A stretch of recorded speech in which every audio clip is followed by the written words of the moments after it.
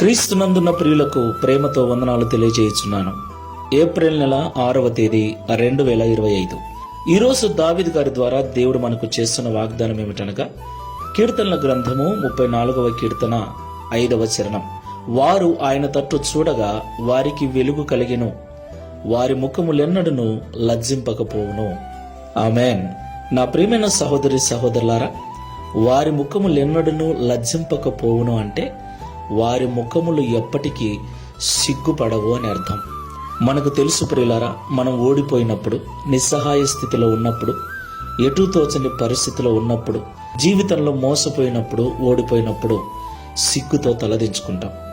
అయితే ఎలాంటి నిస్సహాయ స్థితిలో ఉన్నా యేసు వైపు చూసినప్పుడు ఆయన వెలుగు మన మీద ప్రసరింపచేసి మనము సిగ్గుతో తలదించుకునే వారముగా కాకుండా గర్వముగా తల ఎత్తుకునే వారిగా ఆయన చేస్తాడు. దేవునికి మహిమ కలుగును గాక. కాబట్టి ప్రియ సహోదరి సహోదరులారా, చీకటిలో ఉన్న వ్యక్తి వలె ఎటూ తోచని పరిస్థితిలో ఉన్నావా? బలమున్నా, జ్ఞానమున్నా, చదువున్నా, డబ్బు ఉన్నా కూడా ఏమి చేయాలో తెలియక ఎటూ తోచని నిస్సహాయ స్థితిలో ఉన్నట్లయితే యేసు వైపు చూడు. లోకం వైపు చూడకు, డబ్బు వైపు చూడకు, జ్ఞానం వైపు చూడకు. యేసు వైపు చూసి అడుగులు వేయి.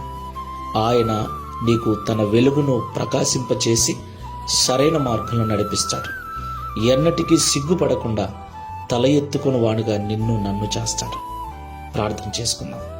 ప్రేమ స్వరూపుడమైన తండ్రి, పరిశుద్ధమైన ప్రభువా, మీకు స్తోత్రాలు చెల్లిస్తున్నాం. తండ్రి, నిస్సహాయ స్థితిలో, ఎటూ తోచని పరిస్థితిలో, ఓడిపోయిన స్థితిలో, దిగజారిపోయిన స్థితిలో ఉన్న ఇశ్రాయేలు ప్రజలు నీ వైపు చూసినప్పుడు వారిని కనికరించి నీ వెలుగును ప్రకాశింపచేసి వారిని అద్దరికి చేర్చిన దేవుడవై ఉన్నావు.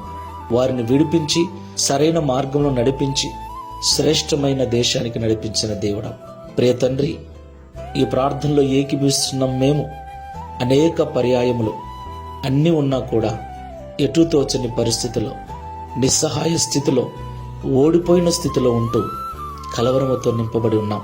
లోకం వైపు కాకుండా, డబ్బు వైపు, జ్ఞానం వైపు కాకుండా, మనుషుల వైపు కాకుండా నీ వైపు చూసినప్పుడు జీవపు వెలుగును మా మీద ప్రసరింపచేసి సరైన మార్గంలో నడిపించి విజయాన్ని మాకు అనుగ్రహించి మా ముఖములు ఎన్నడూ సిగ్గుపడకుండా మీరు మా ముఖములను పైకెత్తుకుని వారుగా చేస్తారని మాతో మాట్లాడినందుకు స్తోత్రాలు.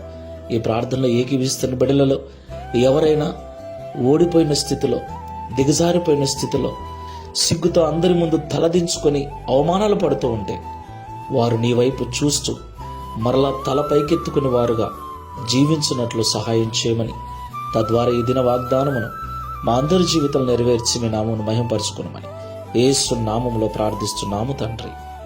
ఆమేన్. Praise the Lord. God bless you.